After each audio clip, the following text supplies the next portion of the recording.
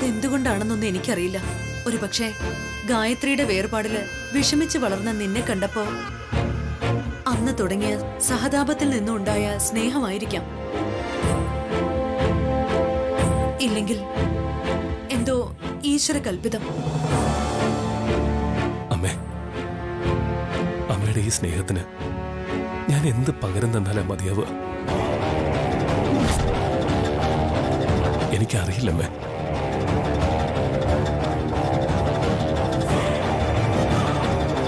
അമ്മയ്ക്കൊന്നും വേണ്ട മോനെ.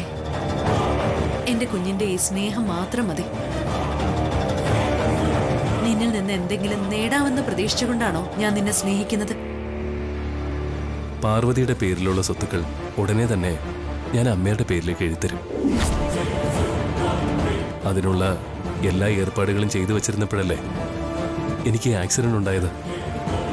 അമ്മ വിഷമിക്കണ്ട. എത്രയും പെട്ടെന്ന് തന്നെ നമുക്ക് ആ രജിസ്ട്രേഷൻ നടത്താം.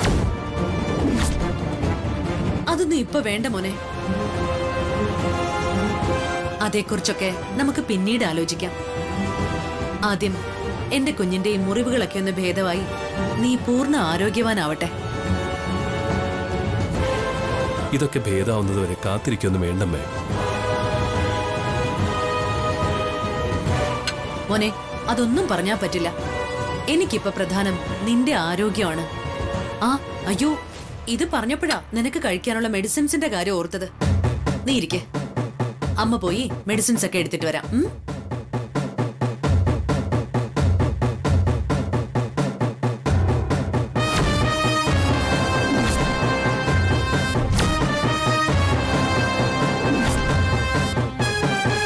എടീ, എന്തൊരു രക്തത്തിളപ്പായിരുന്നു നിനക്ക്. നിന്നെ കൊണ്ട് തന്നെ സ്വത്തുക്കൾ എനിക്ക് തരാൻ സമ്മതമാണെന്ന് ഞാൻ പറയിച്ചാലോ?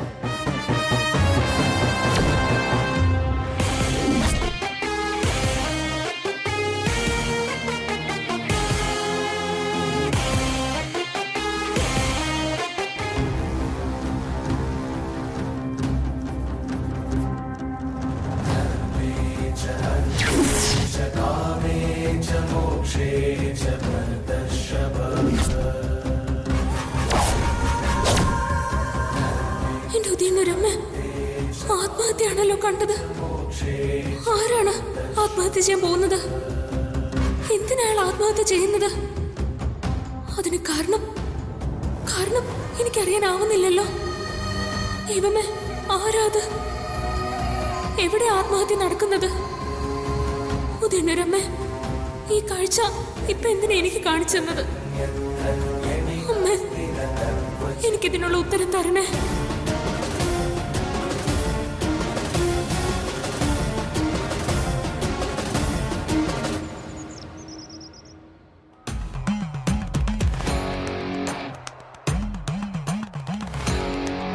ഉദയനൂരമ്മ, വിശാൽ സാർ ഇപ്പോ അസുഖമൊക്കെ മാറി പൂർണ്ണ ആരോഗ്യവാനായി. പ്രയാസങ്ങൾ ഒന്നും തന്നെയില്ല. അതിൽ ഞാൻ സന്തോഷവതിയാണ്.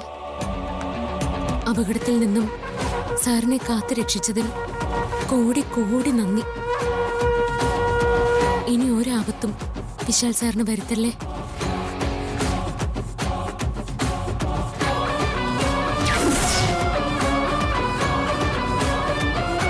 പാർവതി,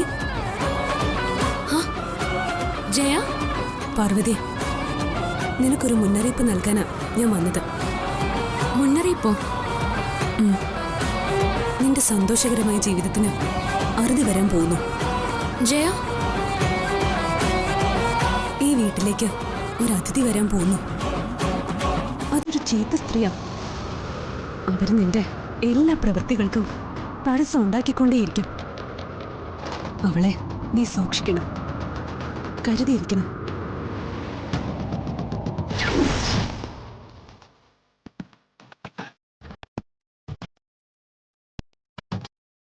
ആരായിരിക്കും വരാൻ പോകുന്നത്? ജയ എന്തിനാ ഇപ്പൊ ഇങ്ങനൊരു മുന്നറിയിപ്പ് നൽകിയത്?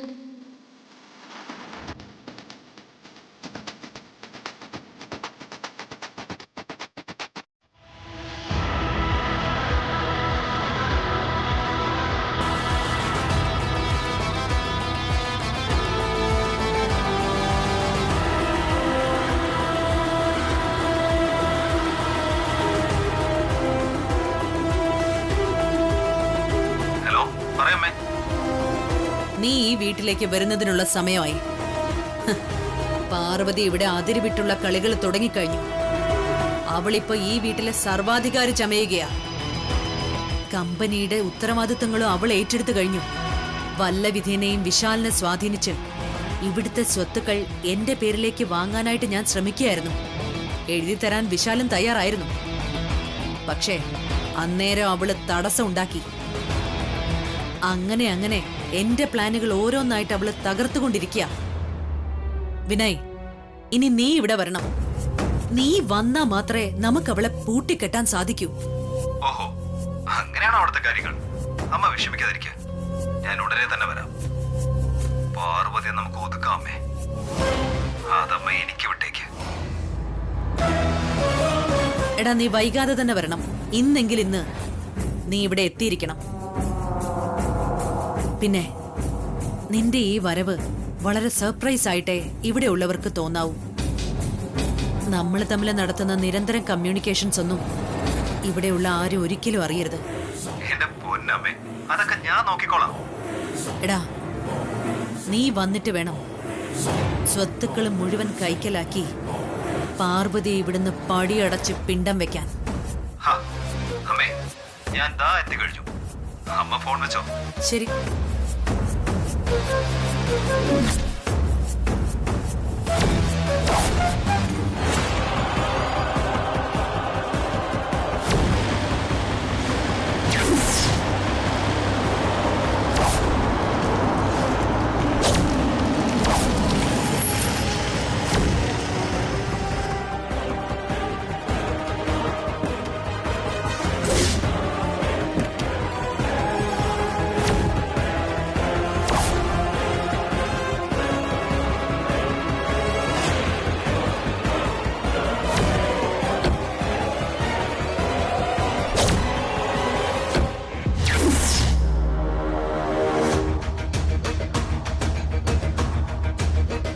ഗാർഗി, ആരാ ഗാർഗി വന്ന്?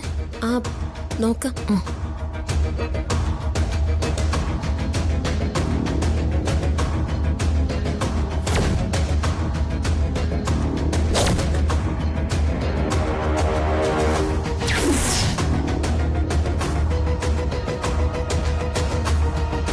മോനെ,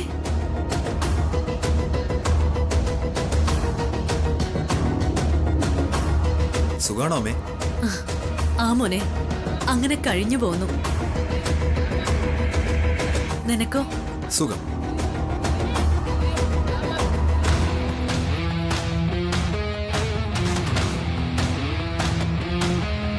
അച്ഛാ, ആ അച്ഛന് സുഖാണോ? സുഖാടാ. ആന്റി ഇവിടെ തന്നെ ഉണ്ടായിരുന്നോ? പിന്നെ ഞാനിപ്പോ എവിടെ പോവാനാ? അമേരിക്കയിലേക്ക് ഇനി തിരികെ പോകുന്നില്ലേ? എന്നെ അമേരിക്കയിലേക്ക് തിരികെ പറഞ്ഞേക്കാനാണോ നീ ഇപ്പൊ വന്നത്? Hey, no no no.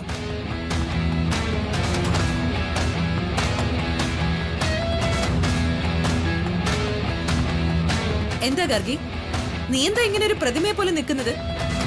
ഇത് നിന്റെ ഹസ്ബൻഡ് അല്ലേ? കുറെ നാളുകൾക്ക് ശേഷമല്ലേ ഇവൻ ഇങ്ങോട്ട് വന്നിരിക്കുന്നത്? അതിന്റെ സന്തോഷമൊന്നും നിന്റെ മുഖത്ത് കാണുന്നില്ലല്ലോ.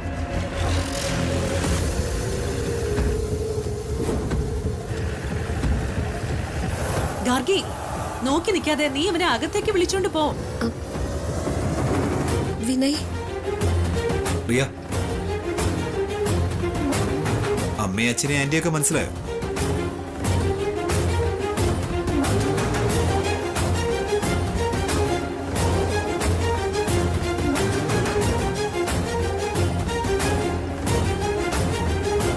മോനെ, നീ വാ. വിനയ്, നീ ഇത്രയും നാൾ എവിടെ ആയിരുന്നു? ഇപ്പോഴെങ്കിലും എന്നെ കുറിച്ച് അന്വേഷിച്ചല്ലോ. ഇതുവരെ ഞാൻ എവിടെയായിരുന്നു എന്ന് ആർക്കും അറിയണ്ടായിരുന്നല്ലോ.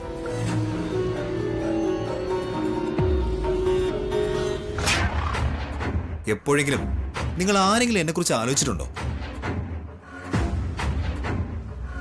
ഞങ്ങളാരും നിന്നെ ഒരിക്കലും മറന്നിട്ടില്ലടാ. വിശാൽ, ഞങ്ങൾ മിക്കവാറും നിന്നെ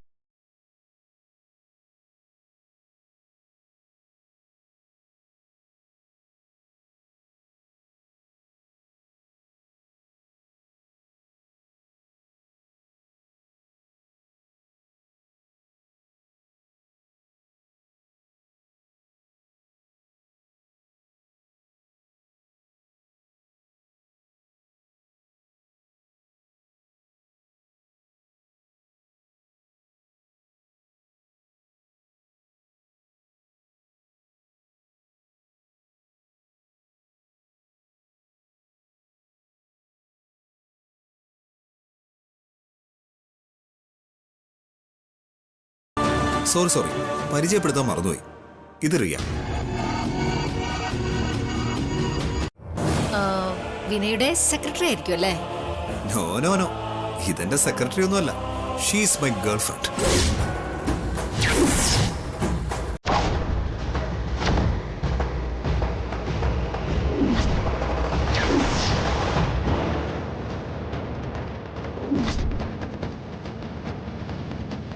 ഇതെന്റെ ഗേൾ ഫ്രണ്ടാ. ഗേൾഫ്രണ്ട് എന്ന് വെച്ചാ വെറും ഗേൾഫ്രണ്ട് ആണോ അതോ? അതെ അത് തന്നെ. റിയ എന്റെ എല്ലാമാണ്.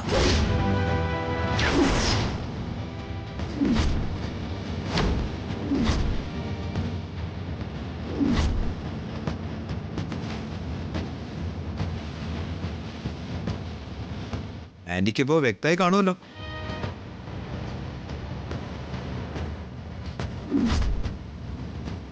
കുറച്ചുകൂടി വ്യക്തമായി പറഞ്ഞ ഇവളാണിപ്പോ എന്റെ പാർട്ട്ണർ, ലൈഫ് പാർട്ട്ണർ.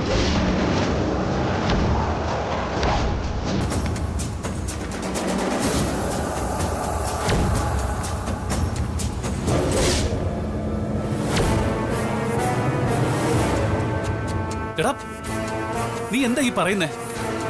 നീ താലി കെട്ടി ഭാര്യയാക്കിയ ആളല്ലേ ഈ നിൽക്കുന്ന ഗാർഗി? ഇത് മറന്നിട്ടാണോ ഇങ്ങനെ റിലേഷൻഷിപ്പ്? നീ എന്താ ഈ കാണിച്ചത്? അതെ, ആരും ഇതിൽ വികാരമൊന്നും കൊള്ളണ്ട. കൂടുതൽ ചോദ്യങ്ങളും വേണ്ട. എല്ലാവർക്കുള്ള ഉത്തരം ഞാൻ പറയാം. ഞാൻ ഈ ഗാർഗി വിവാഹം കഴിച്ചിട്ട് എത്ര നാളായി, എത്ര വർഷങ്ങളായി. എന്നിട്ട് ഇവൾക്കൊരു അമ്മയാവാൻ സാധിച്ചോ?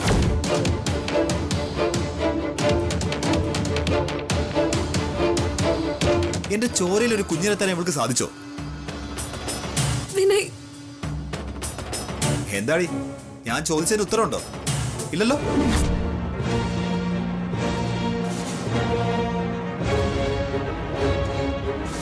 അപ്പൊ ഞാൻ എന്ത് ചെയ്യണം? ഉള്ളോള കാലം മച്ചയായി നിന്നെ ചുമന്നോട് നടക്കണം.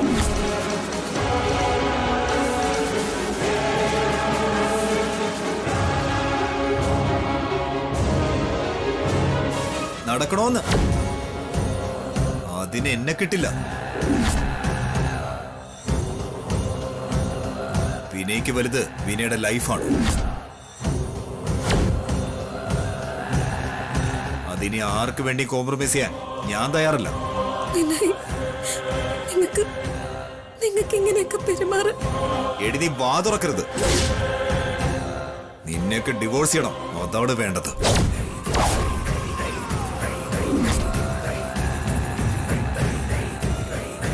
വിനയ്,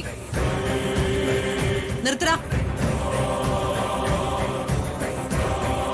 നീ എന്ത് വർത്താനമാടാ ഈ പറയുന്നേ?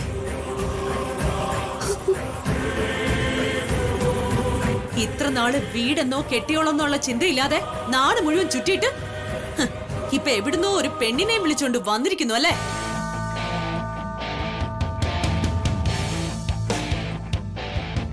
അവൾക്ക് വേണ്ടി ഒന്നും അറിയാത്തൊരു ഭാര്യയെ ഡിവോഴ്സ് ചെയ്യുമെന്ന് പറയുന്നു. അത് ശരിയാണോടാ? ഇതിൽ എന്ത് ന്യായമാടാ ഉള്ളത്?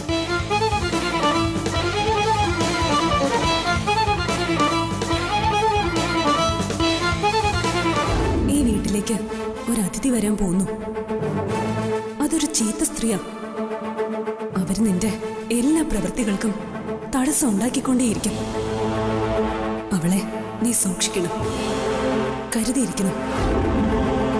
ജയ പറഞ്ഞ ആ ചീത്ത സ്ത്രീ ഇവളായിരിക്കോ?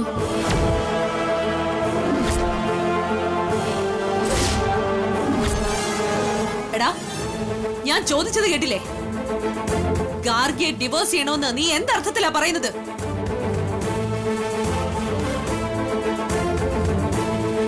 കുട്ടികളില്ലെങ്കിൽ അതിന്റെ കാരണം എന്താണെന്ന് അന്വേഷിക്കണം.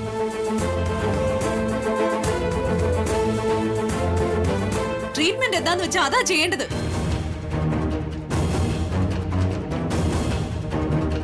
അതെന്തെങ്കിലും നിങ്ങൾ ചെയ്തോ? ഇല്ലല്ലോ. അതൊന്നും ചെയ്യാതെ ഡിവോഴ്സ് എന്ന് പറയുന്നത് എന്തിനാടാ?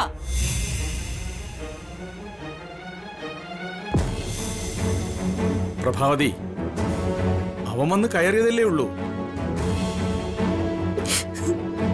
നീ ഇങ്ങനെ ഒച്ചയെടുക്കാതെ.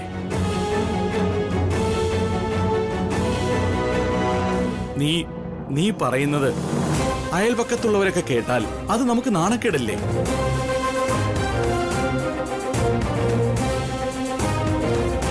ദേ, നിങ്ങൾ അകത്തേക്ക് വാ. നമുക്ക് അകത്തിരുന്ന് സമാധാനത്തോടെ സംസാരിക്കാം.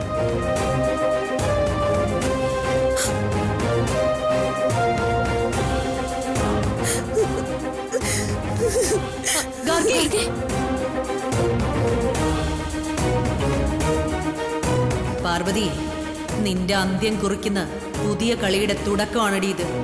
ഇനി നീ എന്തൊക്കെ അടവുകൾ പയറ്റിയാലും ഇവന്റെ മുമ്പിൽ പിടിച്ചു നിൽക്കാൻ പറ്റില്ല. ഇവൻ വിനയ് കാളകൂട വിഷമാണ്. നിന്നെ ഭസ്മമാക്കാൻ പോകുന്ന കാളകൂട വിഷം.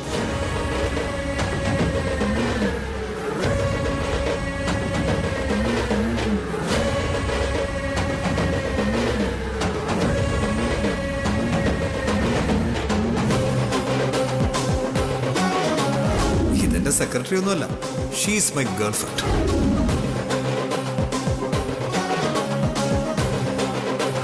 കുറച്ചുകൂടി വ്യക്തമായി പറഞ്ഞ, ഇവളാണിപ്പോ എന്റെ പാർട്ട്ണർ, ലൈഫ് പാർട്ട്ണർ. ഇവൾക്കൊരു അമ്മയാവാൻ സാധിച്ചോ? എന്റെ ചോരയിൽ ഒരു കുഞ്ഞിനെ തന്നെ ഇവൾക്ക് സാധിച്ചോ? ഈശ്വര, ഞാൻ എന്താ ചെയ്യേണ്ടത്? ഞാൻ എന്ത് തെറ്റാ ചെയ്തത്?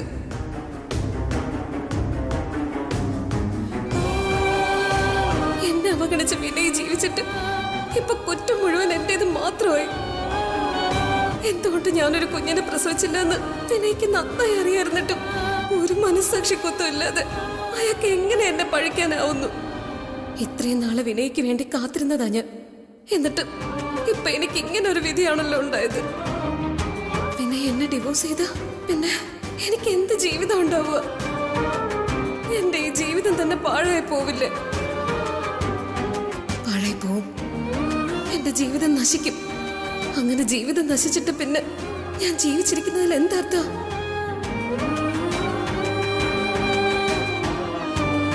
വേണ്ട, ഇനി എനിക്ക് ജീവിതം വേണ്ട.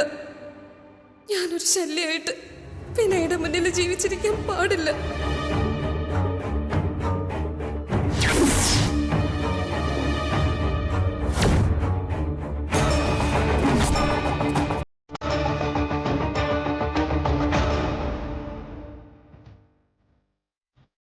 കതിരിൽ കൊണ്ടുപോയി വളം വെച്ചിട്ട് എന്താ കാര്യം?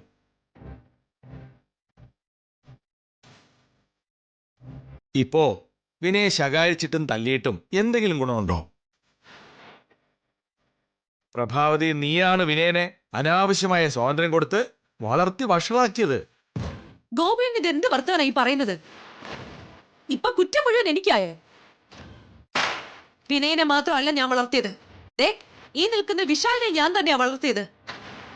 എന്നിട്ടെന്താ, ഇവൻ വഴിതെറ്റിപ്പോയോ? ഇല്ലല്ലോ, ഇവൻ നല്ല അന്തസ്സായിട്ട് തന്നെയല്ലേ ജീവിക്കുന്നത്. അപ്പൊ വിനയ് വഴിതെറ്റിയെങ്കിൽ അത് എന്റെ വളർത്തു ദോഷമായിട്ട് കാണരുത്. വിനയ് ഈ വിധത്തിലായതും ഇപ്പൊ ഒരു പെണ്ണിനെ വിളിച്ചുകൊണ്ട് വന്നതും അത് അവന്റെ മാത്രം പ്രശ്നമാണ്. ഏതായാലും ഇത് കുറച്ച് മനുഷ്യത്വം ഇല്ലാത്ത പ്രവൃത്തിയായി പോയി. മഹാമോശമായി പോയി.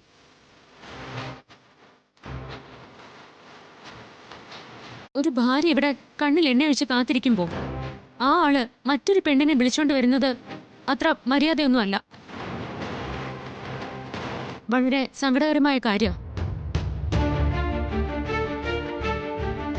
ഗാർഗിയുടെ മനസ്സിപ്പോ എന്തുമാത്രം ഉരുകുന്നുണ്ടായിരിക്കും. ഇതിപ്പോ പണ്ടത്തെ കാലമൊന്നും അല്ലല്ലോ. ഇതുപോലെ തന്നെ എത്ര എടുത്ത് നടക്കുന്നു.